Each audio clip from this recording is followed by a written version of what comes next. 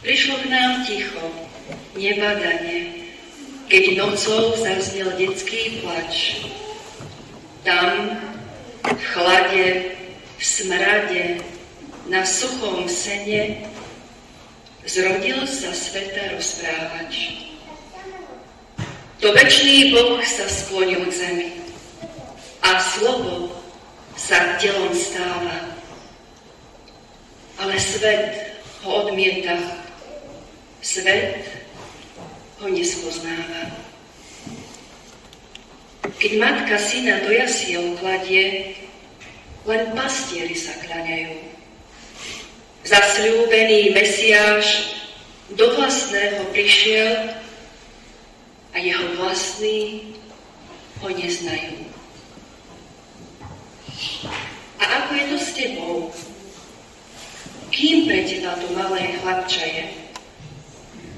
Len idylický obraz z vianočnej pohľadnice? Či bezbranné bábätko ružolíce? Alebo mocný sveta stvoriteľ? Boh, ktorý kráľuje? To obyčajné dieťa malé je večné slovo odveké. Boh, ktorý do sveta vstupuje.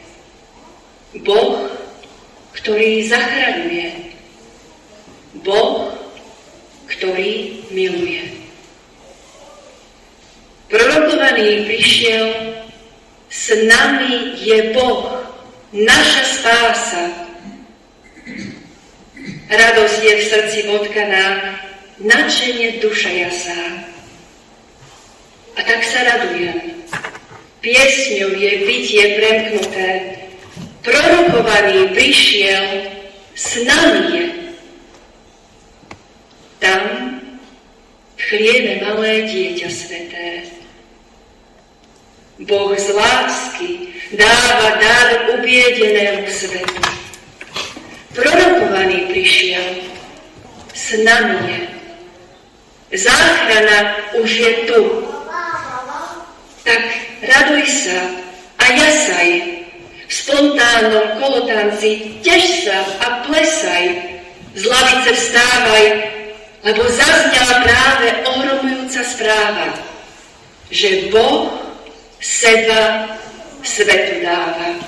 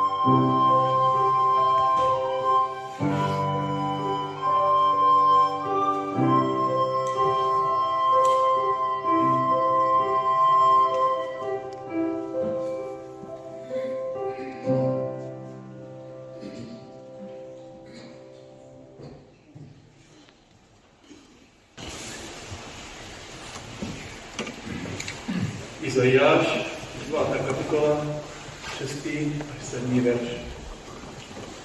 Jeho vládavství se rozšíří a pokoj bez konce spočine na trůně Davidově a na jeho království. Upevní a podepřeje právem a spravedlností od toho času až na věky. Horlivost Hospodina zástupů to učiní. Slovo poslal panovník proti Jákobovi a dopadlo na Izraele.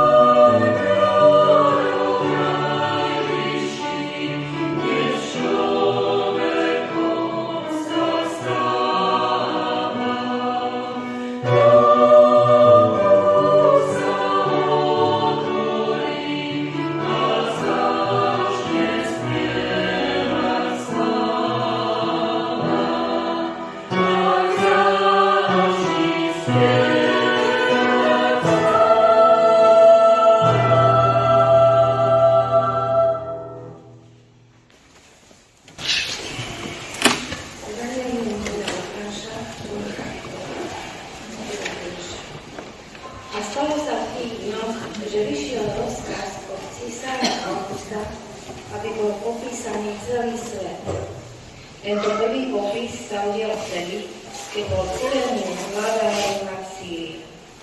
A išli všetci, aby sa zapísali každý do svojho vlastného mesta.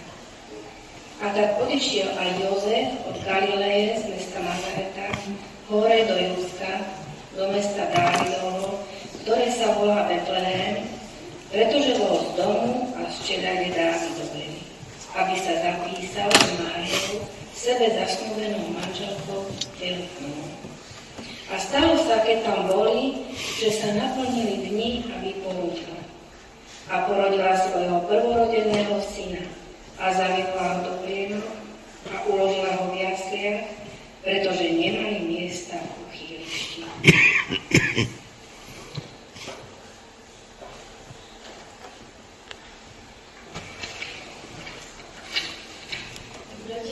Mám pre vás hudobnú novinku od Ivana Valentu, ktorého všetci dobre poznáte. Požiadala som ho, aby napísal hudobné variácie na hudobnú kovedu a on mi vyhovel a napísal variácie na pieseň Narodil sa Kristus Pán. Tá téma sa tam bude prelínať, avšak on sám žiada, aby vždy bolo povedané pri interpretácii tohto diela, že ide o hudobný žart. Tá kolízia tónov v skladbe bude zámerná.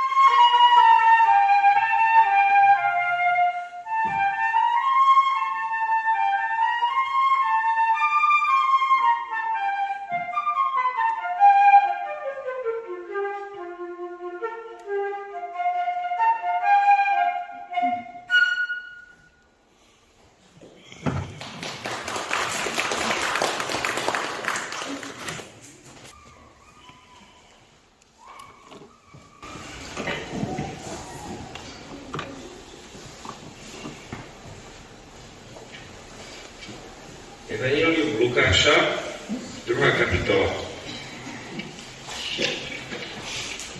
Budem čítať od 8. po 20. verš.